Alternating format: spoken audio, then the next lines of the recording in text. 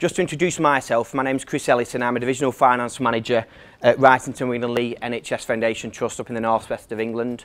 A little bit of something about Wigan. We get promised snow every year. It never delivers. Never get any snow. Probably a good thing today though, because I've actually made it here on the train. Before I start to talk through the top tips, something that's a real top tip, and Sanjay did it at the start, is to do some sort of icebreaker at the start of your training session. So get everyone in the room to say something about themselves, either what's the favourite city, what's the favourite holiday, an embarrassing story, something like that. It introduces where they're from, because not everyone in your organisations are going to be thousands of staff, and not everyone will know everybody else in all of their areas. So it just relaxes people for an icebreaker. Another idea is anecdotes. So what we do when we do our training is we have the icebreaker at the start of the day, and then when we bring them back after lunch we have like an anecdote just to get people laughing again, get people engaged again. I'm not quite sure if anyone at the back can see my black eye, but as perfectly good timing as it is for me, playing football on Monday, tussling with a lad. You should see him, should see what he looks like after it. Tussling with a lad, and he just swings his arm back, smacks me in the eye. I thought nothing of it until I woke up Tuesday morning to a massive black eye at the top.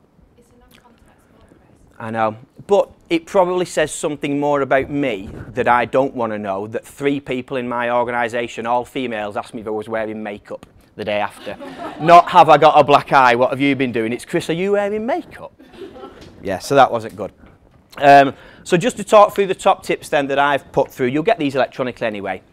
The first one was keep calm. The audience will probably be more nervous than you.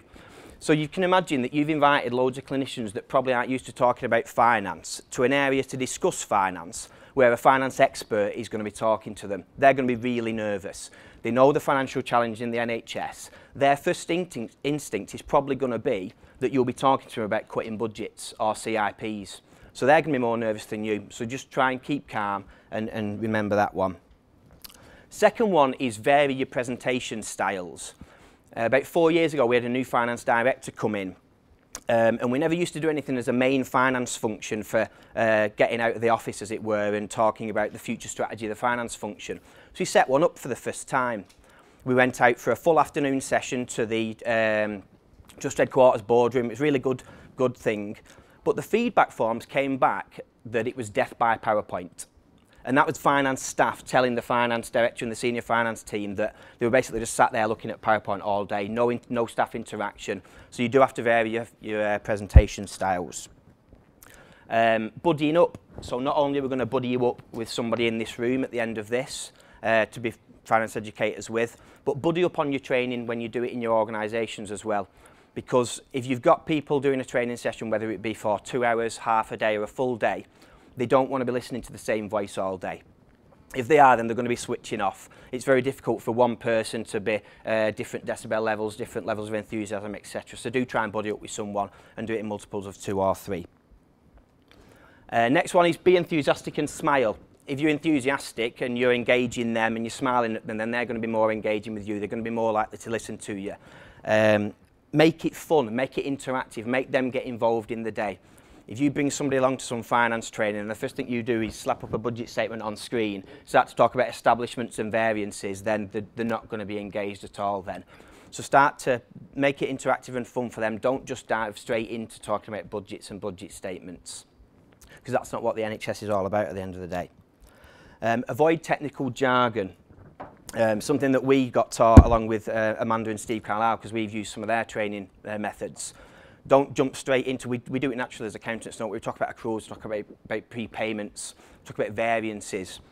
Clinicians won't understand what an accrual is, so there's pointless talking about when they don't understand what it is. So try and avoid the use of jargon, get it in their terminology as much as possible. An example of that is when we're talking about what finance staff need to know from them, from clinicians and from the people that work in the operations side. A lot of the time they're talking about cash, so we start to talk about them. Well, have you ever seen a cash flow statement? Nobody puts the hand up.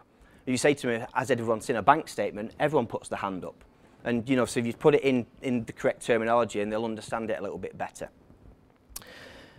Use examples that connect with the audience. So again, if you're thinking about like accruals and prepayments, rather than naming it as that, try to think of something, for example, when they might stock up at the year end, and ask them about if they do any bulk purchasing, and what would happen if they did one bulk purchase in 1 month, what would happen to their financial statement for that 1 month if they didn't tell us that they'd stocked up and therefore it needed to go down as stock or prepaying. You can use the terminology prepayment, accrual and stock at the end once you've told the description, but as long as you put it in their terminology, they'll understand it a lot better.